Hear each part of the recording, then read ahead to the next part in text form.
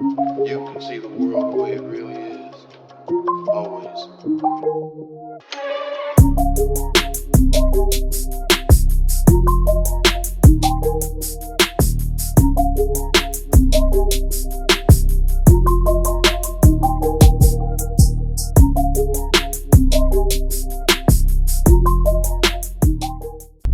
All right, what's up? We're back.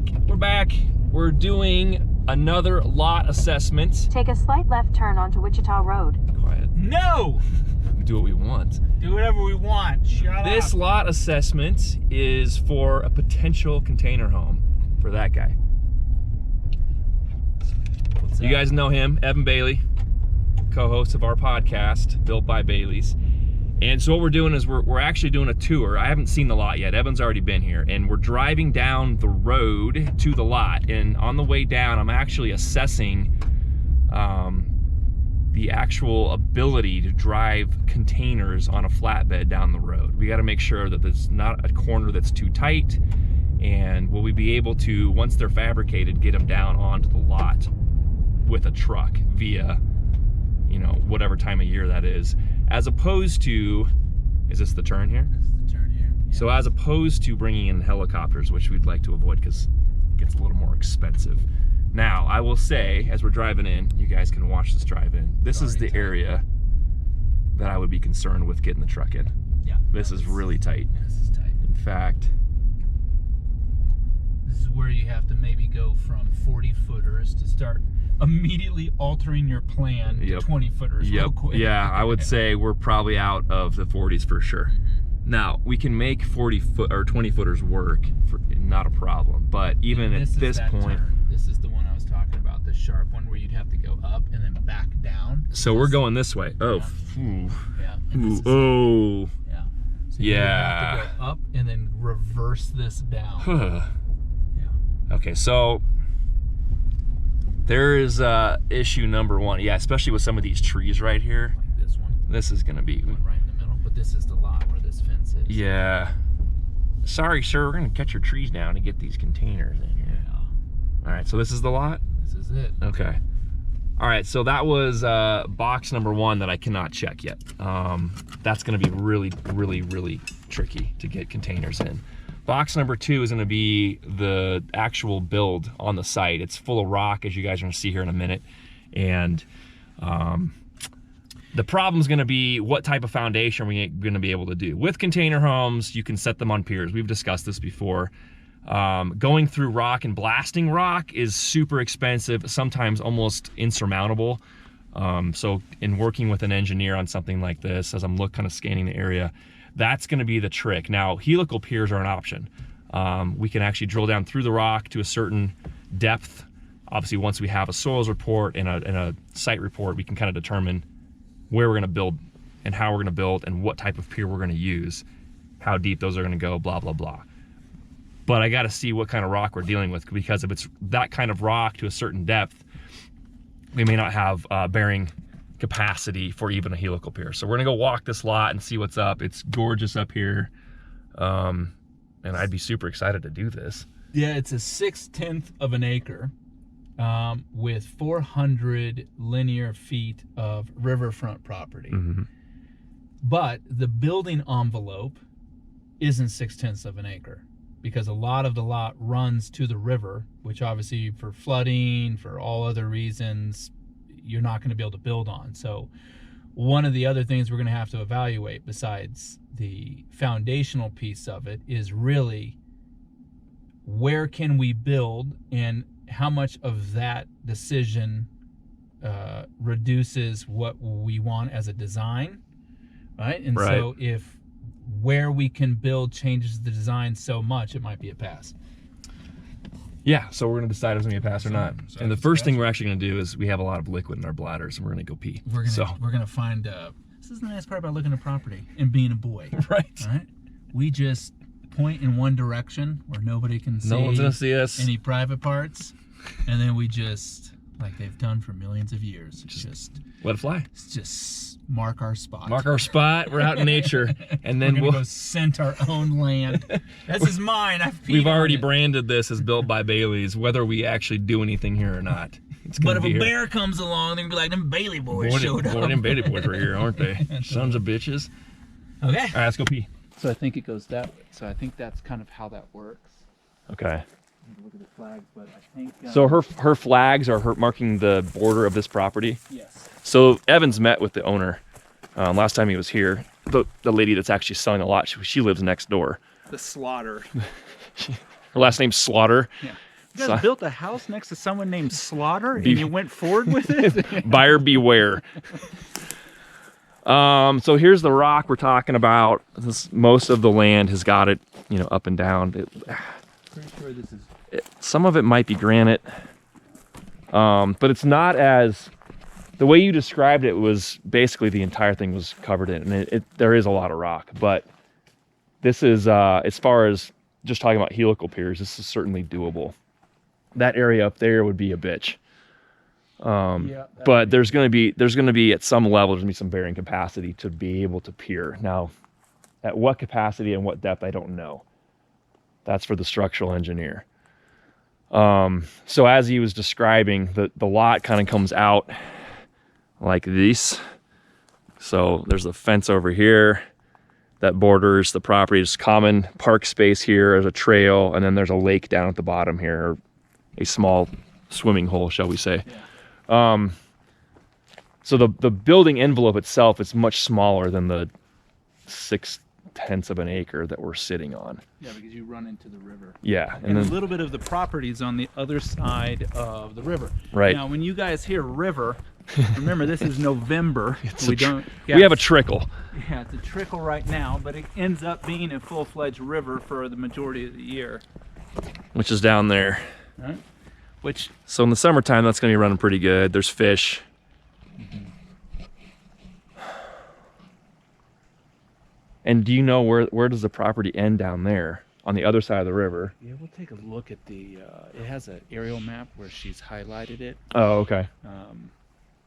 And then on the other side there's a couple houses, but I can't think of what direction that is. That's probably.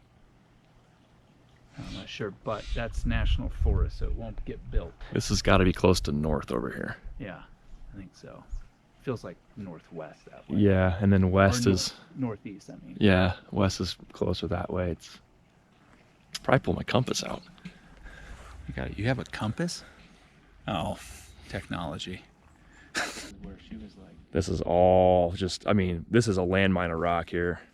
Question is, can you anchor a container to this? Yeah. Like can you set it on it? Yeah, it just depends on the type of rock that we're working with and the capacity within. So you gotta be able to test it, obviously. Mm-hmm. And even as just a regular structural engineer, there's they're gonna rely on an expert that runs through that kind of stuff. So always when I say Semenuk, what the heck is the engineer's name that did the one up in Netherlands? Tomasek. And we've seen them across the country. There's containers that are anchored in other homes that are anchored into rock itself. Just the same way you'd use concrete. So you're basically lining it out the same way with component and bolting capacity and what you're using, depending on, and that's where they core down and see how deep the rock is, and they test different layers of it.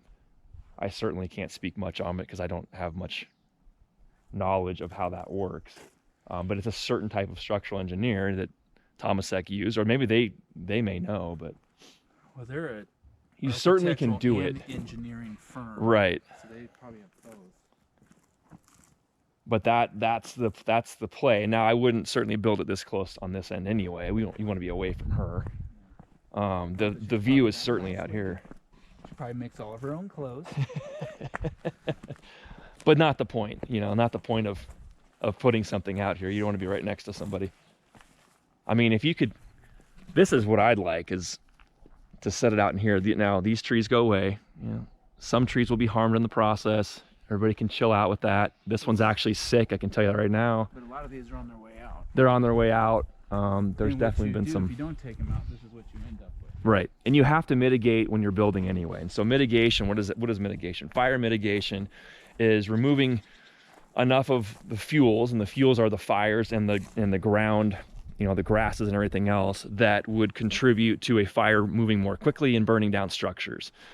And in order to be able to get insurance on a property, especially out here in the mountains, you have to have fire mitigation work done and approved by a company that's licensed or certified to do so. So these trees would have to go regardless. They're too close together, and there's a whole process and formula on how you would do that. But a lot of these trees would have to go. Not all of them, but a lot. So that being said, I think this is the spot right here. Like if you could set it where the container kind of sits right out here, I think that's the play.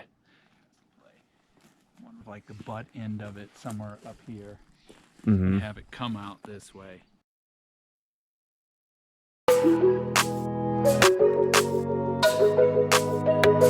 At some point you could go concrete, you know, you could do some sort of caisson that runs down into the rock, and then structurally you could anchor into, and some of this stuff is not going to have rock. It's not going to be full of it, especially if you're doing piers. Obviously we're not going to do any sort of conventional foundation here. It's all going to be some sort of piering. One of the benefits that shipping container construction has. So, you know, we're talking about, like, for all the environmentalists and stuff, talking about tree mitigation. But one thing we don't have to do, which they do around here, is they have to blast all of this rock out and disturb the landscape. So this would be, you know, having to remove a few trees that are on their way out anyways. Right. It's way less invasive. Way less invasive.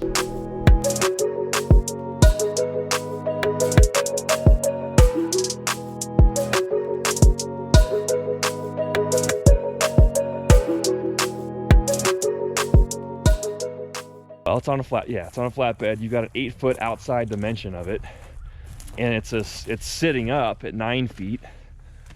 So some of the trees that were almost canopied around the corner, it could be tight on the top of the box. Tree right here in the middle. Well, yeah, I mean, but I mean, you can't really. Can you get a crane down here? Well, that's what I'm looking at next. Is but the crane would have to drive to a certain point. The trick is still going to be getting a big truck down to that spot, right? I just don't know. Like a big truck. Yeah, let's wave him down here and tell him to turn that corner. Can you turn the? Can you come down here? Hell no, I can't get down there. Boy, you crazy. Oh, you crazy. You barely got your ram down there, didn't you? That's a mulcher. Yeah. Fargo out here. Yeah. That's what happens if you don't. Dead bodies and trees go in that. Bodies and trees. Carcasses. Carcasses. Bear. Stupid tourists. The slaughters. The slaughter. So just a couple of particulars. I figure around here it's about 300 a square foot in terms of comps. For resale. For resale. Oh, okay. And those did not have property up against the river. Now some of them had a little bit larger lots. This is 6/10 of an acre. Some of those are 1.5 acres. So it's a toss-up. But for what we would build out here, which is a really modern cabin. Cabin in the feel of it, like wood burning stove on some level. Yep. It doesn't feel like, just like Evan was talking about on the way up, just a home. It's gonna feel like a retreat. It's a retreat. Yeah. It's still gonna have everything that a home would have, kitchens, bathrooms, but it's not gonna be done as if it's just a house up here. This is a getaway cabin that has certain unique features to it. Think of a decking system that happens to have 5 hammocks in a row. It's just saying, hey, come in hammock. Right. As an action. Right. You know? It's a verb now. Yeah, it's a verb. Come hammock. It's gonna have huge swaths of just glass. It's gonna have modern lounge furniture. Think couches on floors, things like that. You know, a zip line, for fuck's sake. I think a zip line would be nice. Yeah. Something that says come up here and get away and shut it down for a little while, read a book. Get hurt. Built an espresso machine in the wall. But I figure for what I'm thinking, it will be somewhere around 450 to 500,000 would be its after repair. And this wouldn't be a repair value, but it would be your appraised value when you're done. Appraised value when you're finished. So it's not going to cost us that much. Right. So that's box number 1 checked. Yeah. And what am I going to build the day that we take possession of it? Is it worth substantially more than what I just spent? The answer here in this area would be yes. Yeah. Geographically, it is not far. You are 30 minutes from Boulder, 30 minutes from Longmont, an hour from Denver. So for short getaways, it makes sense. It's like 15 minutes from Longmont. There are certain features up here. Obviously, the river being the biggest one. It's fly fishing, so it's easy when we're not here to be able to rent it out to Airbnb. And I think just the uniqueness of the property and how well or how easy it'll be to market in terms of its photos, its features, the things that we do to it will be highly desirable.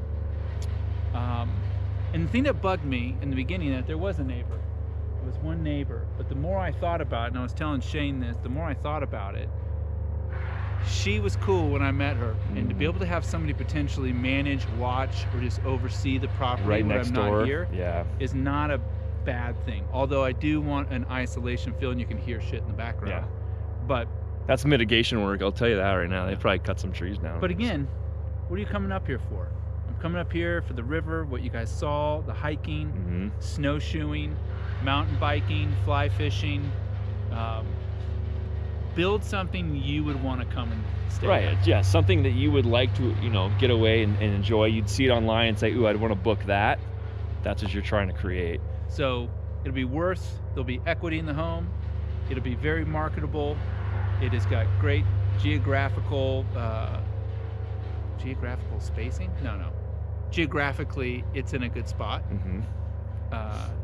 Lions is right down the hill, which does summer festivals, all the stuff. We actually have features right by the house, whether that is a little community park, there's a sand volleyball court.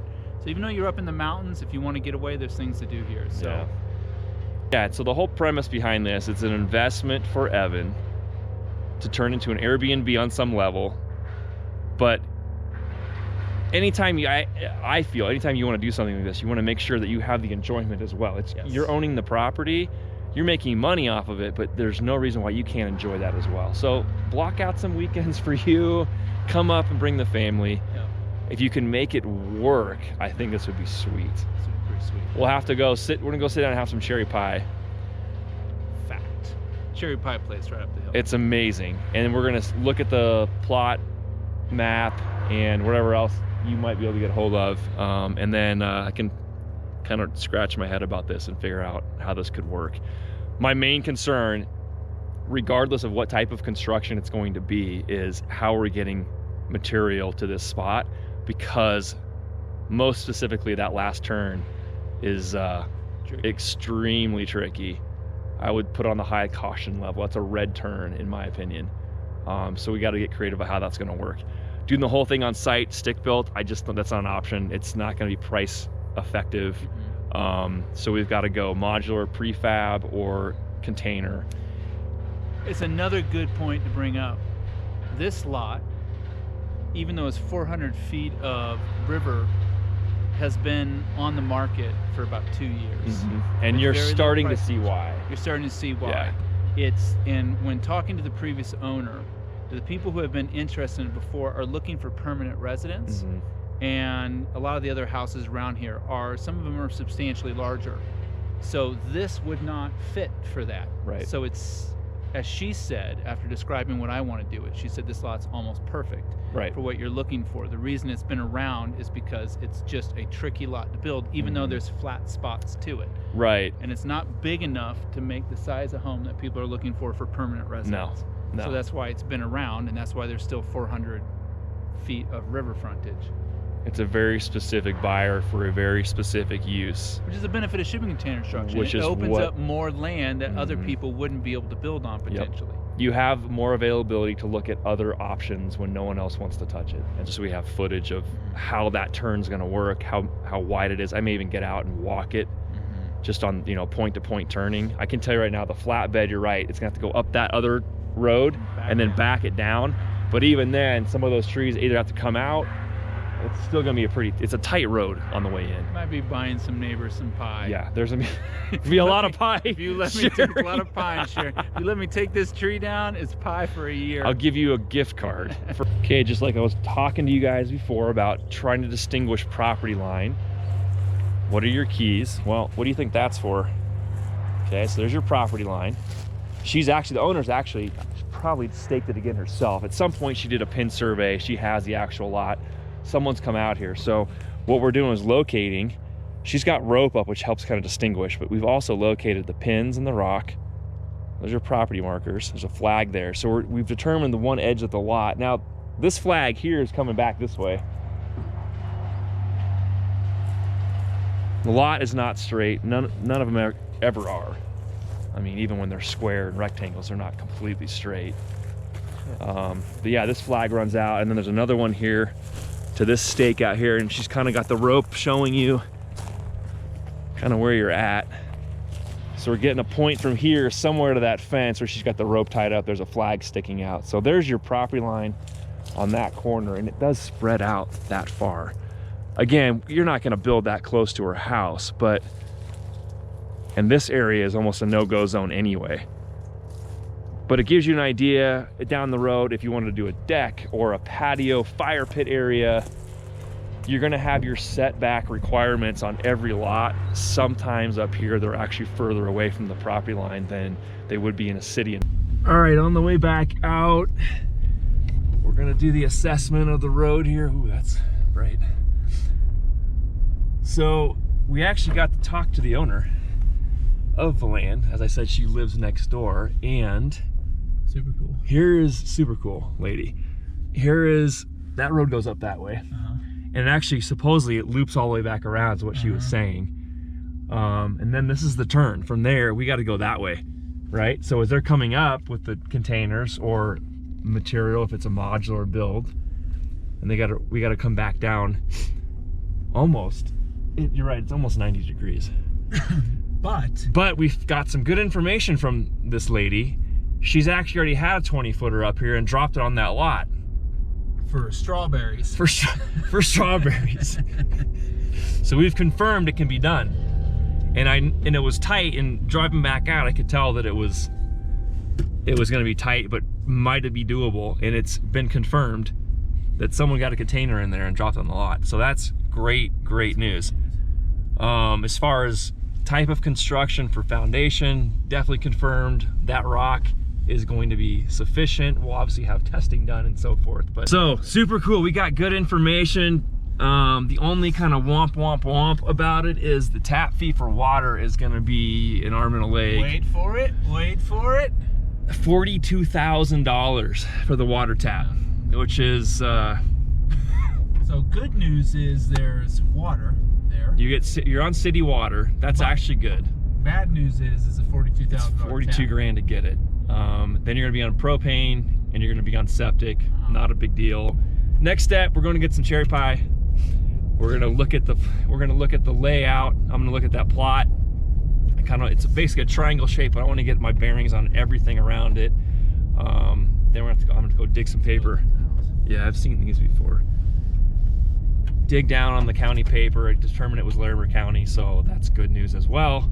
And then kind of start playing around with what we can do there as far as the architectural side of things. Obviously, Evan has some great ideas on it, but a lot of the questions that I was concerned with got answered. So now it's about feasibility, especially with the tap fee, and you know, as far as what we're gonna do with the structure on the foundation end. That's gonna be more conversations. I'm probably gonna call a couple crane companies too, just to see what they would like to charge us to move those into position and get them on the piers. So super happy. Got some information. Hey buddy. Yeah, that's not good. You need some cherry pie? You need some cherry pie, bud? By cherry pie, do you mean heroin? I'm sorry? I'm sorry? What? All right, so back in the office to go through some stuff on the build side, zoning, setbacks, all the things that are the next steps that I've talked about before. And then we'll go from there. I can't really think of anything else at the moment. I'm really hungry and I can't stop thinking about cherry pie. So let's get, and maybe a coffee. That's also something I can do for you, is cherry pie. You can give me a cherry pie? She's my cherry pie. Okay, we're done. Goodbye. Goodbye. Look at this.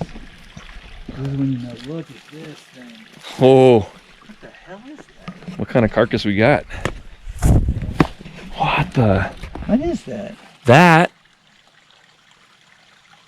is. It's like a. Is that a? It's hooved, so it's like a baby deer. Maybe a baby deer? Man, Because the angle of the hips.